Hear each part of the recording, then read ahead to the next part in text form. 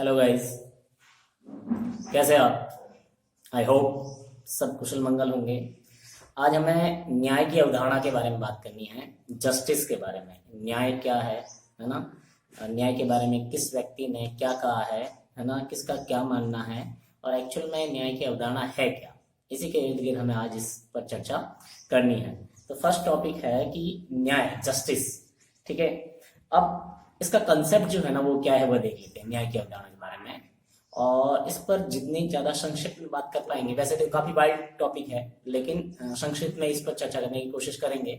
न्याय की अवधारणा के बारे में जब हम बात करते हैं तो भारतीय परंपरा और पाश्चात्य परंपरा दोनों ही संदर्भ में देखा जाए तो न्याय को हमेशा कर्तव्य पालन की तरफ देखा गया है। मनुष्य को उसके स्वधर्म पर चलने के लिए कहा जाता है कि मानव का जो अपना धर्म है ना?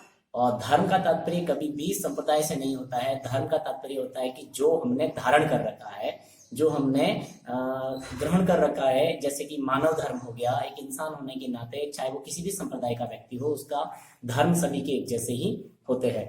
तो स्वधर्म की अवधारणा जो भारतीय संदर्भ में थी, वही पाश्चात्य संदर्भ में कर्तव्य पालन पर जोर देता है कि भाई मनुष्य का जो कर्तव्य है उसको पालन करना चाहिए।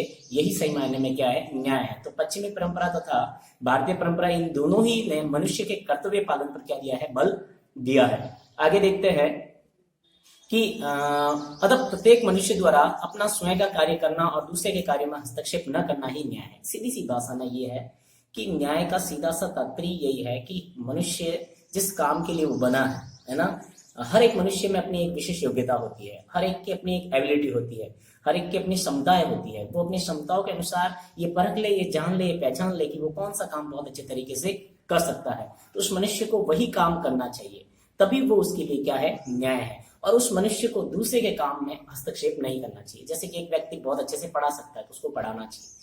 एक व्यक्ति है जो बहुत अच्छे से मशीनरी कार्य कर सकता है तो उसको वो अभियंत्रिक कार्य ही करना चाहिए। एक व्यक्ति है जो बहुत अच्छे तरीके से शासन व्यवस्था संभाल सकता है तो उसको शासन व्यवस्था ही संभालनी चाहिए। लेकिन समस्या कब पैदा हो जाएगी? जो एक किसान है जो अच्छी तरीके से खेती कर सकता है, उसको पता है कब बीज बोना है, कब फसल की कटाई करनी है, कब कौन सा खाद देना है, पानी की कब जरूरत होती है। अगर उसकी जगह एक बिजनेसमैन आकर खेती करने लग जाएगा तो समस्याएं गड़बड़ हो जाएगी। और एक किसान जो है वो बिजनेस करने लग जाएगा तो समस्याएं बढ़ जाएगी। रीजन ये है क्योंकि जो व्यक्ति जो काम बहुत अच्छे तरीके से कर सकता है उसको वही काम करना चाहिए, क्योंकि उसको उसी की ट्रेनिंग मिली हुई होती है। ठीक है ना?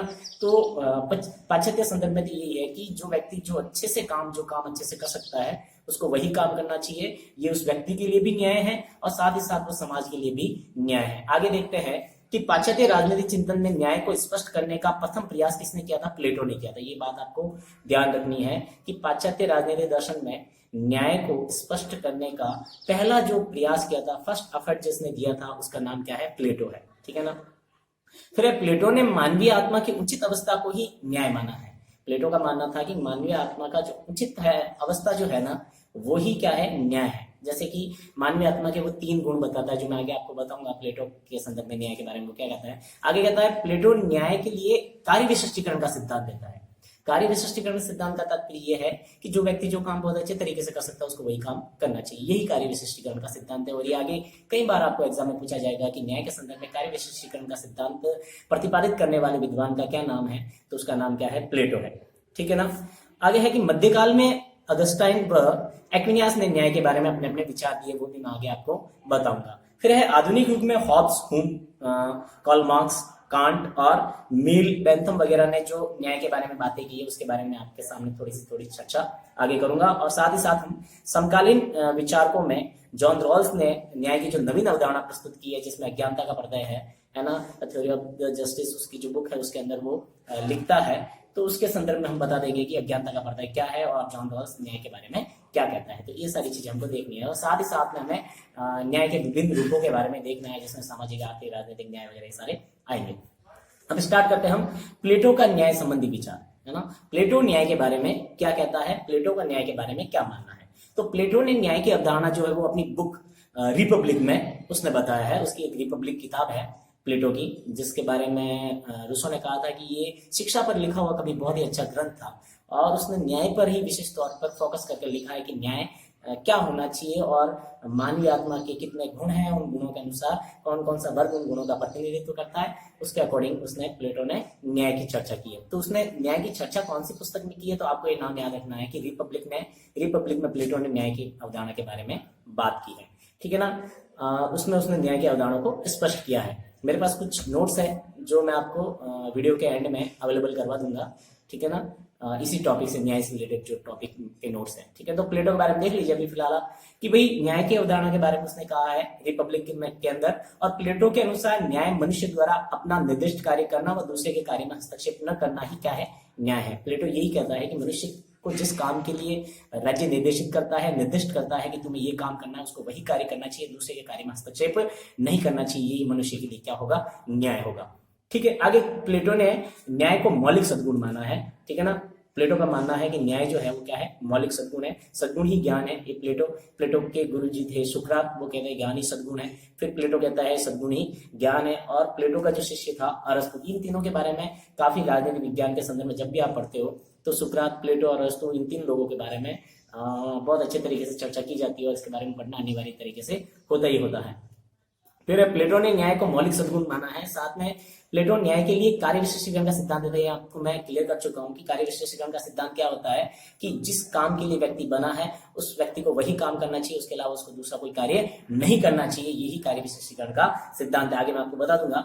आगे प्लेटो न्याय के दो रूप मानता है। कितने रूप मानता है, दो रूप, ठीक है ना। कौन कौन सा, एक तो व्यक्तिगत न्याय और दूसरा सामाजिक न्याय और राज्य न्याय। मैंने एक कंसेप्ट बनाया, इसको मैं आपको वीडियो के एंड में बताऊंगा, लेकिन ये देख सकते हो तो आप देख लो, है ना। वैसे मैं इसकी पीडीएफ आपको अवेलेबल करवा रहा हूँ, निश्चिंत रहिए आप, ठीक है ना। इस टॉपिक के रिलेटेड जो पीडीएफ है वो मैं आपको अवेलेबल करा दूंगा, मेरे हैंड रिटन नोट्स है, ठीक है ना। तो प्लेटो न्याय के दो रूप मानता है। कितने रूप मानता है, दो। एक तो व्यक्तिगत न्याय और दूसरा सामाजिक न्याय, ठीक है। और सामाजिक न्याय वही राज्य के लिए न्याय होता है। तो प्लेटो के अनुसार न्याय के कितने रूप है, दो रूप है। और वो कौन कौन सा, एक तो व्यक्तिगत न्याय और दूसरा सामाजिक या राज्य के लिए न्याय, ठीक है ना। अब प्लेटो क्या कहता है कि व्यक्ति के लिए न्याय क्या होगा और राज्य के लिए न्याय क्या होगा, ठीक है ना। प्लेटो इसके बारे में चर्चा करता हुआ कहता है कि मनुष्य की जो आत्मा है उसके तीन गुण होते हैं। कितने गुण होता है, तीन गुण बताता है मानवीय आत्मा के। उसमें तीन गुण बताता है, वो बुद्धि है ना, जिसको विवेक भी कहते हैं, साथ में शौर्य, दूसरा साहस, शौर्य और साहस, और तीसरा है तृष्णा या शुद्धा, ठीक है ना। बुद्धि या विवेक, शौर्य या साहस, तृष्णा या शुद्धा या भोग, ठीक है ना। ये तीन गुण है और इन तीन गुणों का तीन वर्ग क्या करते हैं, इनका प्रतिनिधित्व करते हैं। राज्य के लिए उसने तीन वर्ग बताया कि तीन वर्गों द्वारा राज्य संचालित होता है। प्लेटो तीन, तो प्लेटो कहता है कि जिस व्यक्ति में जो गुण प्रदान होगा उस वर्ग का क्या बनेगा, सदस्य बनेगा, उस वर्ग का प्रतिनिधित्व करेगा, ठीक है। जिसमें बुद्धि प्रदान है, जिसमें विवेक प्रदान है, वो शासक वर्ग बनेगा। क्या करेगा, शासक वर्ग बनेगा। और शासक वर्ग का काम क्या होगा, शासन करना होगा, ठीक है। और जिसमें साहस, शौर्य की प्रधानता है ना, जिस व्यक्ति के अंदर साहस ज्यादा है, हिम्मत ज्यादा है, शौर्य ज्यादा है, तो वो व्यक्ति सैनिक वर्ग में जाएगा और वो सैनिक बनेगा। और सैनिक का काम क्या होता है, राज्य की सुरक्षा करना, है ना, उसकी रक्षा करना। फिर तीसरा वर्ग जो है वो है जिसके अंदर भूख, क्षुब्धता, लालसा, है ना, ये अंदर ज्यादा होती है, तृष्णा, वो बनेगा उत्पादक वर्ग।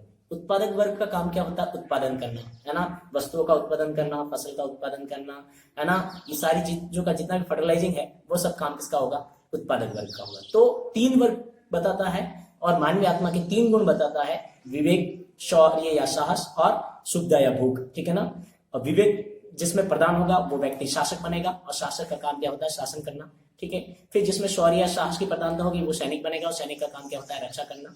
फिर जिसमें भूख या शुद्धता की प्रधानता होगी वो क्या बनेगा, उत्पादक वर्ग बनेगा। और उत्पादक वर्ग का क्या काम होता है, राज्य के लिए उत्पादन कार्य करना, ठीक है ना। अब इसके अंदर मैं तो पढ़ाऊंगा प्लेटो, तो बहुत प्लेटो अलग से मैं आपको टॉपिक पढ़ाऊंगा, बहुत ज्यादा डिटेल में बताता है, फिर उसको भी आगे। लेकिन यहाँ पर आपको मैं समअप करके बता देता हूँ कि फिर वो बताता है कि ये तीन गुण है, तीन ही गुणों का तीन वर्ग होते हैं और तीन ही वर्गों का अलग अलग तीन काम होते हैं। लेकिन वो कहता है कि जब ये लोग अपना अपना काम करेंगे और एक दूसरे के कार्य में हस्तक्षेप नहीं करेंगे तो वो व्यक्ति के लिए न्याय होगा। और साथ ही साथ जब वो एक दूसरे के कार्य में हस्तक्षेप नहीं करेंगे तो राज्य के लिए न्याय की भी स्थापना होगी, सामाजिक न्याय की भी स्थापना होगी। क्यों, क्योंकि किसी भी राज्य को बहुत अच्छे तरीके से चलाने के लिए विशेषज्ञों की जरूरत होती है। जो व्यक्ति बहुत अच्छे तरीके से उत्पादन करता है उसको उत्पादन ही करना चाहिए, जिस व्यक्ति को बहुत अच्छे तरीके से शासन करना आता है उसको शासन ही करना चाहिए।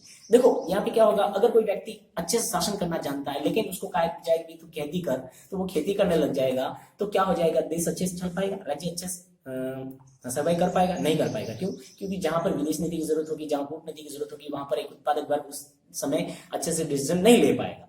ठीक है ना? तो राज्य के लिए फिर क्या स्थापित नहीं हो पाएगा? न्याय स्थापित नहीं हो पाएगा। तो राज्य के लिए न्याय की स्थापना के लिए क्या करना पड़ेगा? प्रत्येक व्यक्ति को अपना अपना ही जो निर्दिष्ट कार्य है वही कार्य करना होगा। और जब प्रत्येक व्यक्ति अपना अपना कार्य करेगा तो ये राज्य के लिए भी क्या हो जाएगा? न्याय स्थापित हो जाएगा। और व्यक्ति के लिए न्याय कैसे स्थापित होगा? क्योंकि व्यक्ति जिस काम को करने में ज्यादा एक्सपर्ट है, जिस काम को वो बहुत अच्छे तरीके से कर सकता है, वो उसी काम को कर रहा है, इसलिए उस व्यक्ति के साथ में भी क्या है? न्याय है। क्लियर हो गया मेरे हिसाब से?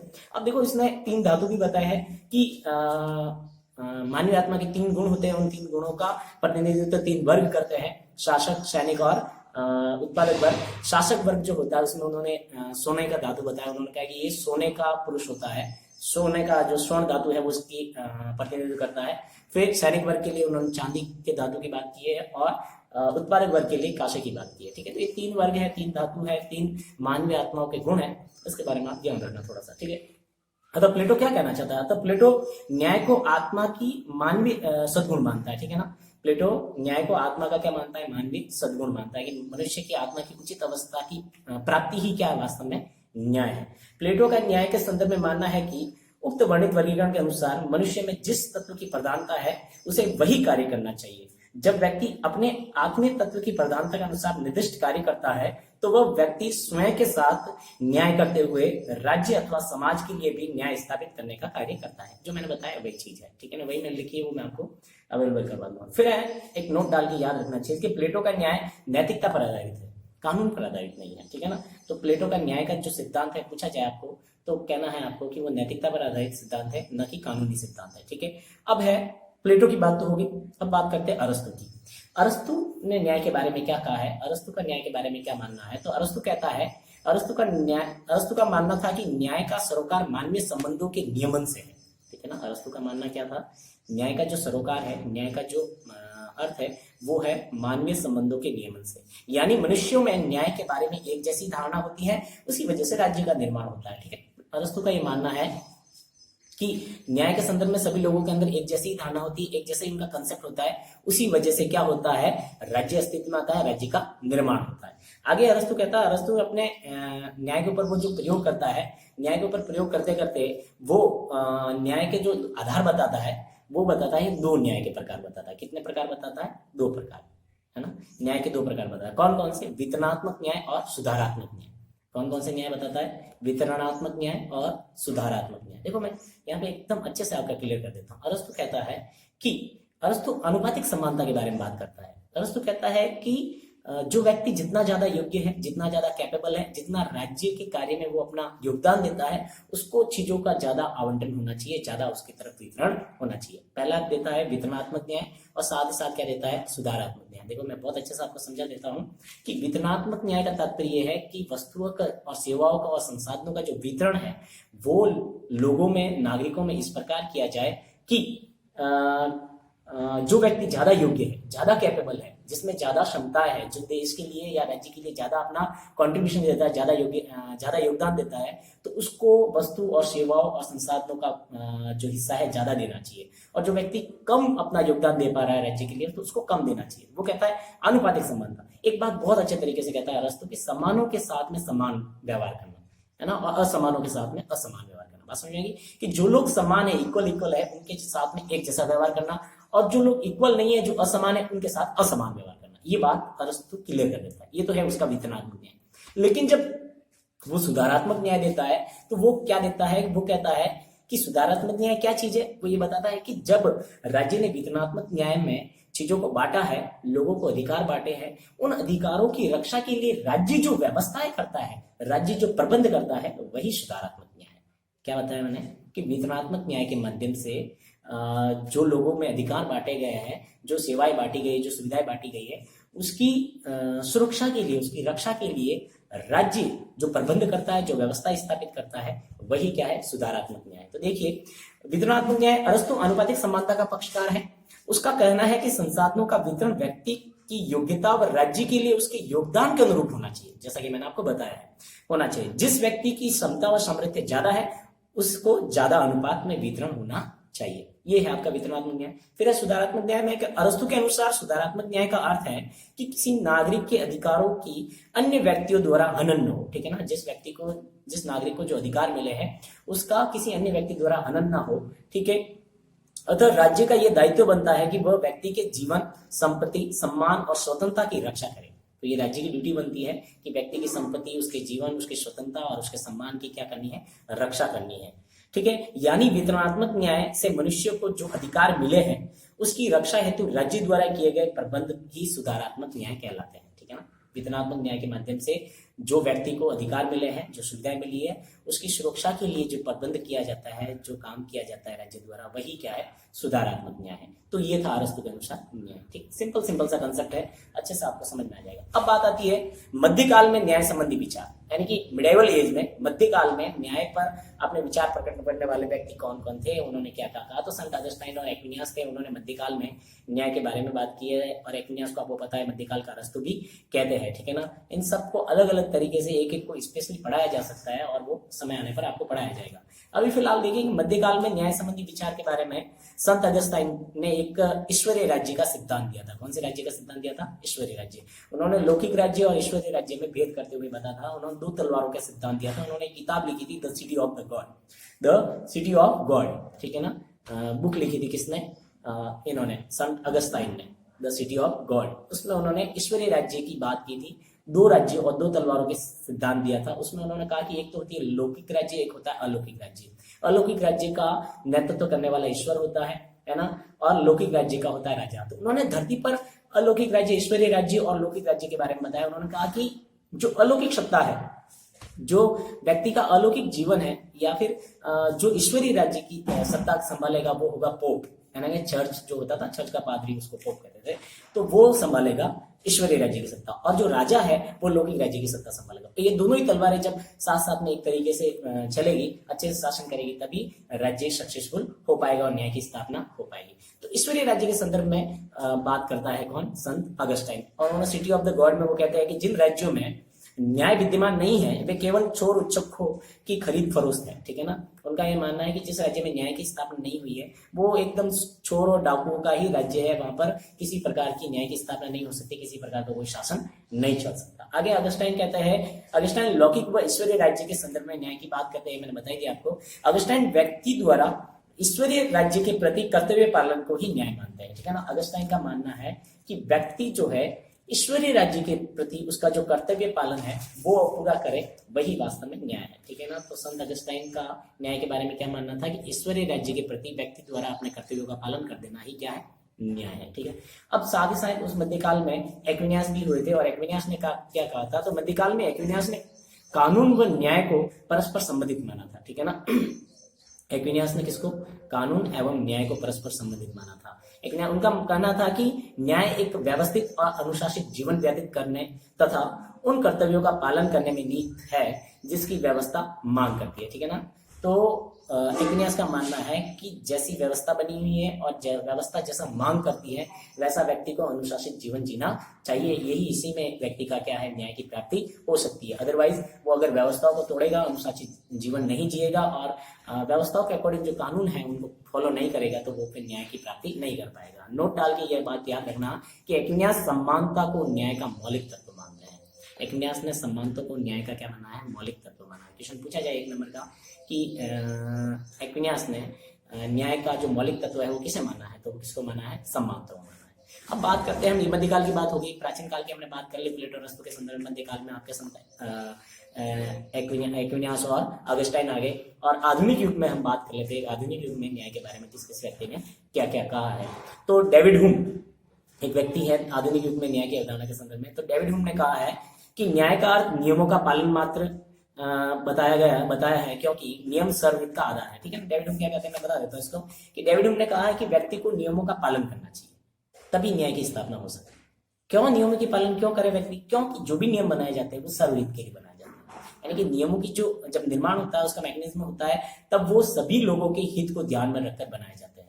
और जब सभी लोगों के हित को ध्यान में रखकर नियम बनाए गए हैं तो उसका पालन अनिवार्य तौर पर करना चाहिए और सभी व्यक्तियों को करना चाहिए, तभी न्याय की क्या हो सकती है? स्थापना हो सकती है और नियमों का पालन करने में किसी प्रकार का कोई ऐतराज नहीं होना चाहिए। इसका मानना डेविड ह्यूम का मानना है, क्योंकि जब सभी व्यक्ति नियमों का पालन करेंगे तो सभी के लिए न्याय की स्थापना हो पाएगी। बेंथम क्या कहता है? बेंथम ने न्याय को उपयोगिता के सिद्धांत पर बताया है। वो कहता है कि अधिकतम व्यक्तियों का अधिकतम हित, अधिकतम व्यक्तियों का अधिकतम सुख ही क्या है? न्याय है। वो उपयोगिता के आधार पर मानते हैं, लेकिन आगे जाकर फिर मिल इस चीज को बदल देता है। तो बेंथम ने कहा है कि न्याय को उपयोगिता के सिद्धांत पर आधार पर प्रकट किया है। उनका मानना था कि अधिकतम व्यक्तियों का अधिकतम हित ही न्याय है, अधिकतम लोगों का अधिकतम सुख ही क्या है? न्याय है। ये बेंथम का मानना था कि जहां तक हो सके जितने ज्यादा लोगों का सुख प्राप्त हो सके, जितने संख्यात्मक न्याय की बात करते हैं, जिसको आगे जाकर मिल उलट देता है। वो कहता है इन्होंने गुणात्मकता की बात नहीं की है। फिर जेम्स मिल क्या कहता है? मिल ने न्याय को सामाजिक उपयोगिता का तत्व माना। किसकी उपयोगिता का तत्व माना? सामाजिक उपयोगिता का तत्व। मिल के अनुसार उपयोगिता ही न्याय का मूल मंत्र है, ठीक है ना। तो उपयोगिता को न्याय का मूल मंत्र बताने वाला कौन है?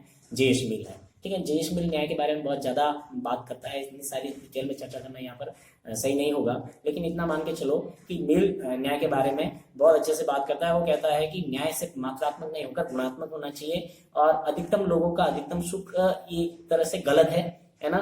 तो वो यूं कहता है कि भी गुणात्मकता को देखो आप, है ना, मात्रा को मत देखो, ठीक है। तो ये डेविड ह्यूम, बेंथम और मिल को आपको आधुनिक युग के संदर्भ में याद रखना है। फिर है जॉन रॉल्स के न्याय संबंधी विचार। ये बात आपको, ये क्वेश्चन थोड़ा ज्यादा इंपॉर्टेंट बनता है और ध्यान रखना है। जॉन रॉल्स ने न्याय के संदर्भ में क्या बात की है? पहले तो उसने जो प्राकृतिक कानूनों की बात थी उसकी अवहेलना की, उन्होंने कहा नहीं ये गलत है। फिर उन्होंने जो ये कहा कि भाई ये अधिकतम व्यक्तियों का अधिकतम सुख है वो भी गलत है, एक तरह से ये सही नहीं है, क्योंकि इसमें क्या होता है, बहुमत का अल्प मत पर क्या होता है, अत्याचार होता है ना। इसलिए ये भी एक तरह से सही नहीं है। तो जॉन रॉल्स ने अपनी book a theory of justice, उन्होंने एक किताब लिखी थी अ थ्योरी ऑफ जस्टिस में सामाजिक न्याय का विश्लेषण किया है। जॉन रॉल्स ने अपनी book a theory of justice में कौन से न्याय का विश्लेषण किया? ये बात याद रखना बहुत जरूरी है। सामाजिक न्याय का, सोशल जस्टिस के बारे में ज्यादा बात की उन्होंने, ठीक है ना। इसीलिए वो अज्ञानता का पर्दे देते हैं। फिर वो कहता है कि सभी का कल्याण होना चाहिए। वो चाहते हैं कि मतलब कि एकदम लास्ट व्यक्ति है, एकदम अप व्यक्ति, उन सभी को एक तरीके से सेवा और संसाधनों का वितरण होना चाहिए ताकि सभी का कल्याण हो सके। तो सामाजिक न्याय की स्थापना की है किसने? जॉन रॉल्स ने। किसने की है? अपनी किताब द थ्योरी ऑफ जस्टिस, ठीक है। रॉल्स ने उपयोगितावादियों के अधिकतम व्यक्तियों के अधिकतम सुख पर आधारित न्याय को गलत बताते हुए कहा कि ये अल्प मत पर बहुमत की तानाशाही है, ठीक है ना। तो उन्होंने कहा कि उपयोगितावादियों ने जो न्याय की स्थापना की है, जिसमें वो कहते हैं कि अधिकतम व्यक्ति का अधिकतम सुख, जो क्या है, गलत है। गलत इसलिए है क्योंकि वो अल्प मत पर बहुमत की एक तरह से क्या हो जाती है, तानाशाही हो जाती है। तो उनका मानना है कि सभी को कल्याण होना चाहिए, सभी का हित होना चाहिए। अधिकतम का हित होने का मतलब कुछ तो बाकी रह जाएंगे ना, तो वो बाकी नहीं रहने चाहिए, ऐसा इसका मानना है किसका? जॉन रॉल्स का। अतः रॉल्स ने न्याय के दो मौलिक नैतिक सिद्धांत दिए, ठीक है ना। फिर उसके बाद में इसका खंडन करते हुए रॉल्स ने न्याय के दो मौलिक नैतिक सिद्धांत दिए हैं। पहला सिद्धांत क्या था? पहला सिद्धांत था कि प्रत्येक व्यक्ति को व्यापक स्वतंत्रता प्राप्त हो, यानी सभी एक जैसी समान स्वतंत्रता मिलनी चाहिए, ठीक है ना। पहला ही सिद्धांत यह था कि प्रत्येक व्यक्ति को अधिकतम ज्यादा से ज्यादा स्वतंत्रता मिलनी चाहिए, व्यापक स्वतंत्रता मिलनी चाहिए। कहने का मतलब यह है कि सभी व्यक्तियों को ज्यादा स्वतंत्रता मिलनी चाहिए, सभी व्यक्तियों को होनी चाहिए, सभी अच्छे तरीके से स्वतंत्रता का उपयोग कर सके, ठीक है ना। तो प्रत्येक व्यक्ति को व्यापक स्वतंत्रता मिले, यानी सभी व्यक्तियों को समान तौर पर एक जैसी स्वतंत्रता मिलनी चाहिए। ये तो पहला उनका नैतिक सिद्धांत था। दूसरा नैतिक सिद्धांत क्या था? कि व्यक्ति व राज्य द्वारा ऐसी सामाजिक व आर्थिक स्थितियां स्थापित करना जो सबके लिए कल्याणकारी हो, ठीक है ना। दूसरा नैतिक सिद्धांत यह था, पहले तो ये कि सभी को समान रूप से व्यापक तौर पर जितनी ज्यादा दी जा सकती है स्वतंत्रता देनी चाहिए। दूसरी बात यह है कि व्यक्ति व राज्य द्वारा समाज में एक ऐसी आर्थिक व सामाजिक स्थिति स्थापित करनी चाहिए जिससे सबका कल्याण हो, है ना। सभी के लिए वो क्या हो, एक तरह से कल्याणकारी मतलब कि साबित हो। तो व्यक्ति और राज्य द्वारा ऐसी सामाजिक व आर्थिक स्थितियां स्थापित करना जिससे सभी का कल्याण संभव हो सके। अतः रॉल्स ने सबकी उन्नति के लिए अज्ञानता के पर्दे का सिद्धांत दिया। इसलिए रॉल्स ने सबकी उन्नति के लिए कौन सा सिद्धांत दिया? अज्ञानता के पर्दे का सिद्धांत दिया। अब क्या होता है अज्ञानता के पर्दे का सिद्धांत का तात्पर्य मैं बता देता हूं कि सपोज एक व्यक्ति है जिसको ये नहीं पता है कि वो पूंजीपति है, मध्यम वर्ग है या एकदम मजदूर वर्ग है, मतलब उसको ये नहीं पता कि वो बहुत पैसा वाला है, एकदम गरीब है या फिर वो मंजिला है।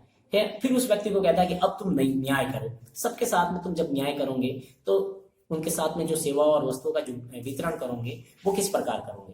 तो वो जो अज्ञानता के पर्दे के पीछे जो व्यक्ति है वो जब न्याय करेगा तो वो कैसा न्याय करेगा? उसको ये नहीं पता कि वो पैसों वाला है या गरीब है, तो अब वो फिर क्या करेगा कि वो सबके साथ एक जैसा व्यवहार करेगा कि भाई पैसा वाला है तो उसको जितनी जरूरत है उतना उसको दे, एक गरीब व्यक्ति को कितनी रिक्वायरमेंट हो सकती है उसको उतना देना चाहिए, ठीक है ना। तो वो जो व्यक्ति है अज्ञानता के पर्दे के पीछे, वो बिना भेदभाव रहे, बिना किसी पक्षपात के निष्पक्ष तौर पर न्याय की स्थापना करने का प्रयास करेगा। इसलिए जॉन रॉल्स कहता है कि अज्ञानता के पर्दे का जो सिद्धांत देता है वो इसीलिए देता है कि जो अज्ञानता का पर्दा जब सामने रहेगा तो न्याय की निष्पक्ष रूप से बिना भेदभाव रहित स्थापना हो पाएगी, ठीक है ना। वो इसमें कहता है कि इस अवस्था में न्याय की सर्वप्रथम मांग क्या होती है, सबको समान स्वतंत्रता तथा अवसरों की उचित समानता की प्राप्ति होती है, ठीक है ना। इस अवस्था में क्या होता है, जब व्यक्ति अज्ञानता के पर्दे में होता है तब वो क्या करता है, सभी को समान स्वतंत्रता देता है ना, एक जैसी फ्रीडम, और साथ ही साथ में सबको अवसरों की उचित समानता देता है कि भाई जो बहुत ज्यादा पैसों वाला है उसको कम अवसरों की समान अवसर दिए जाए, और जो एकदम गरीब है उसको ज्यादा अवसर दिए जाए ताकि वो ऊपर आ सके, क्योंकि उसको क्या पता, हो सकता है उसको जैसे ही वो अज्ञानता के पर्दे बाहर निकले, जैसे ही वो न्याय की स्थापना करे उसको गरीब बना दिया जाए या मध्यम वर्गीय बना दिया जाए, ये पैसा वाला बना दिया जाए, तो फिर वो क्या करता है, सबके साथ एक जैसा अच्छा सा व्यवहार करता है कि जिसको जितनी ज्यादा जरूरत है उसको अधिकतम उस जरूरतों का पूरा होने के लिए उसको अवसरों की समानता देता है। तो इस अवस्था में न्याय की सर्वप्रथम मांग सबको समान स्वतंत्रता तथा अवसरों की उचित समता की होती है, अतः वस्तुओं का बिना किसी भेदभाव के समान वितरण हो, इससे हीनतम को अधिकतम लाभ मिलता है, ठीक है ना। वस्तुओं का बिना किसी, मुझे 100 रुपये, जैसे मैं अज्ञानता के पर्दे के पीछे, मुझे नहीं पता कि मेरा सोशल स्टेटस क्या है, मुझे 100 रुपये दिए जाएंगे तो फिर मैं जब उनको बांटूंगा तो उस तरीके से बांटूंगा ताकि मुझे किसी भी वर्ग में रखते तो मुझे नुकसान ना हो, ठीक है ना। तो इसमें ये क्या होता है कि हीनतम को अधिकतम क्या मिलता है, इसमें लाभ मिलता है। जो एकदम हीन व्यक्ति होता है, एकदम गरीब होता है, एकदम निचला होता है, उसको अधिकतम लाभ मिलने की क्या बनती है, संभावना बनती है, जो कि जरूरी है समाज के कल्याण के लिए, ठीक है ना। तो बिना भेदभाव रहित एकदम निष्पक्ष न्याय की स्थापना के लिए अज्ञानता के पर्दे की बात करता है कौन, जॉन रॉल्स करता है, ठीक है ना। अब बात करते हैं भारतीय राजनीतिक चिंतन में न्याय की क्या बात है, यानी कि इंडियन पॉलिटिकल थिंक्स में राजनीति में क्या न्याय के बारे में बताया गया है, ठीक है ना। तो आपको पता है सर्वधर्म समभाव की भावना हमारे हमेशा यहाँ पर चलती रही है। तो स्वधर्म की एक आपने नाम सुना होगा, स्वधर्म यानी कि मेरा खुद का धर्म है ना, मेरा खुद का धर्म यानी कि मैंने जो धारण कर रखा है, मेरा क्या धर्म है। अब मैं एक लेक्चरर हूँ तो मेरा ये धर्म है कि मुझे स्टूडेंट्स को पढ़ाना चाहिए, है ना, जो पढ़े उनका भला, जो ना पढ़े उनको भी पढ़ाना चाहिए, ठीक है ना। ये मेरा क्या बनता है, स्वधर्म बनता है। देश के भविष्य के निर्माण में मुझे अहम योगदान निभाना चाहिए, ठीक है, जहां तक मैं कर सकता हूँ। तो ये मेरा क्या है, स्वधर्म। इस प्रकार सभी व्यक्तियों का अपना अपना स्वधर्म होता है। एक विद्यार्थी का स्वधर्म क्या होता है, उसको बहुत अच्छे से पढ़ना चाहिए, न कि बातें करनी चाहिए पूरे दिन, ठीक है ना। एक प्लेयर्स का अच्छा क्या होता है, उसको देश के लिए अच्छे से खेलना चाहिए। एक राजनीतिक का स्वधर्म क्या होता है, उसको अच्छे से राजनीतिक नीतियां बनानी चाहिए ताकि देश का कल्याण हो सके। तो सबका अपना अपना स्वधर्म होता है, और जब व्यक्ति जब स्वधर्म की पालना करेगा तो वो एक तरह से किसकी पालना कर रहा है, कर्तव्य की पालना कर रहा है, जिसको प्लेटो वगैरह कहते हैं ना। तो भारत में भारतीय राजनीतिक चिंतन में स्वधर्म की पालना की हमेशा बात की गई। तो देखिए, स्वधर्म का भाव व्यक्ति को उसके कर्तव्यों का बोध कराता है।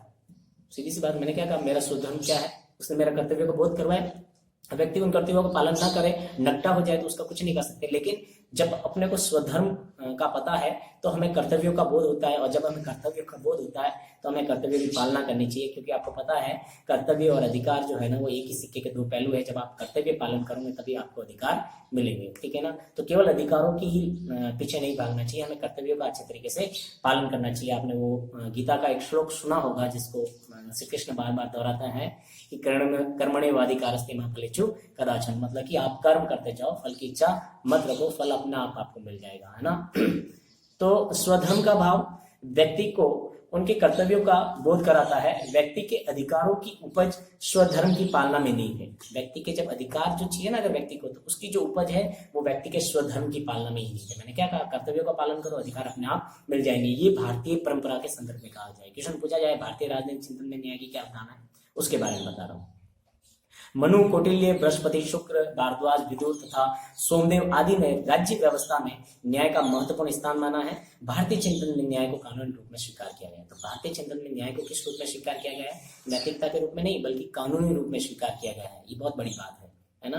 जहां पर एक तरफ जब प्लेटो जैसे विद्वानों ने न्याय को एक नैतिकता के तौर पर स्वीकार किया था, लेकिन भारतीय चिंतकों ने न्याय को एक कानूनी रूप में स्वीकार किया है, क्योंकि राज्य को सुचारू रूप से चलाने के लिए कानून की जरूरत होती है और कानून न्याय को बहुत अच्छे तरीके से स्थापित कर सकता है। तो भारतीय संदर्भ में आपको बात समझ में आ गई। स्वधर्म के बारे में लिखना है, और स्वधर्म क्या कराता है, कर्तव्य का बोध कराता है, और जब व्यक्ति कर्तव्य का पालन करता है तो उसको क्या मिलता है, अधिकार मिलता है, और वो अधिकार की लालसा में कर्तव्य का पालन करता है। इस प्रकार न्याय की क्या होती है, स्थापना होती है। ठीक है, अब लास्ट लर्निंग पॉइंट है कि न्याय के विविध रूप है ना, वेरियस टाइप है न्याय के, बहुत सारे काइंड्स है, तो 5 काइंड उसके ऊपर अपन बात करेंगे। पहला रूप है कानूनी रूप, सॉरी नैतिक न्याय की बात कर लेते हैं पहले। तो पहला न्याय कौन सा है, नैतिक न्याय। 5 प्रकार के न्याय आपको कंसेप्ट में बनाना है, इस प्रकार से बना सकते हो। वैसे मैं आपको एक पीडीएफ अवेलेबल करवा ही रहा हूँ, दिख रहा है, दिख रहा होगा, ठीक है ना। तो कंसेप्ट में आप बना सकते हो कि न्याय के विविध रूपों का संपर्क चित्रण, और उसमें फिर आप नैतिक न्याय, कानूनी न्याय, सामाजिक न्याय, राजनीतिक न्याय और आर्थिक न्याय का ऐसा लिखकर छोटे छोटे से उसके अंदर आप मेंशन कर सकते हो कि क्या होता है नैतिक न्याय और क्या कानूनी न्याय वगैरह होता है। फिर उसका वर्णन आप आगे वाले पेज पर कर सकते हो। तो नैतिक न्याय के संदर्भ में हम बात करें तो नैतिक न्याय में क्या होता है, सत्य, अहिंसा, करुणा, उदारता, है ना, रण को चुका देना, प्राकृतिक अधिकारों पर आधारित ये व्यवस्था होती है। कौन सी, नैतिक न्याय की। नैतिकता जितना भी जो भी सब कुछ अच्छा अच्छा है वो होना ही, स्थापित होना ही, वही क्या है, नैतिक न्याय की स्थापना है। फिर है कानूनी न्याय। कानूनी न्याय में क्या होता है, कानून के उल्लंघन पर निष्पक्ष तरीके से, जब कभी कोई व्यक्ति कानून का उल्लंघन करे तो उसको निष्पक्ष तरीके से, बिना पक्षपात तरीके से उसको क्या करना चाहिए, दंडित करना चाहिए, इसका प्रावधान होना चाहिए। ठीक है ना, इतना सा आपको बताना है कि भाई कानूनी न्याय की अगर स्थापना करनी है तो जब भी कोई व्यक्ति कानून का उल्लंघन करता है, चाहे वो कोई भी व्यक्ति हो या किसी भी स्टेटस का हो या फिर किसी भी पोस्ट पर या किसी भी डेजिग्नेशन पर हो, उसको समान रूप से क्या मिलना चाहिए, दंड मिलना चाहिए। फिर है राजनीतिक न्याय। राजनीतिक न्याय में क्या होता है, मताधिकार मिलना चाहिए, वरिष्ठ मताधिकार, साथ ही साथ अभिव्यक्ति और स्वतंत्रता की आजादी होनी चाहिए, सार्वजनिक पद प्राप्ति का सभी को एक तरीके से समान क्या होना चाहिए, अधिकार होना चाहिए, विशेष अधिकारों का अभाव होना चाहिए, किसी को विशेष अधिकार की प्राप्ति नहीं होनी चाहिए, और अवसरों की क्या होनी चाहिए, समानता होनी चाहिए। फिर बात करते हैं हम सामाजिक न्याय के बारे में। तो भेदभाव रहित समाज की स्थापना होनी चाहिए, समतामूलक समाज की स्थापना होनी चाहिए, व्यक्तित्व के विकास के लिए समान अवसर मिलने चाहिए, सभी व्यक्तियों को अपने विकास के लिए क्या मिलने चाहिए, समान अवसर मिलने चाहिए, और समानता व स्वतंत्रता की स्थापना होनी चाहिए।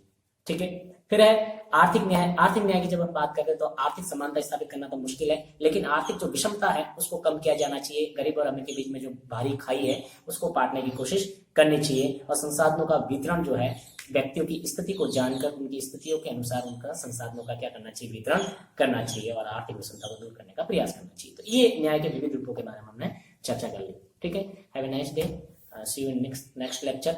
अच्छे से पढ़ो, ये आपके लिए ही है। ठीक है।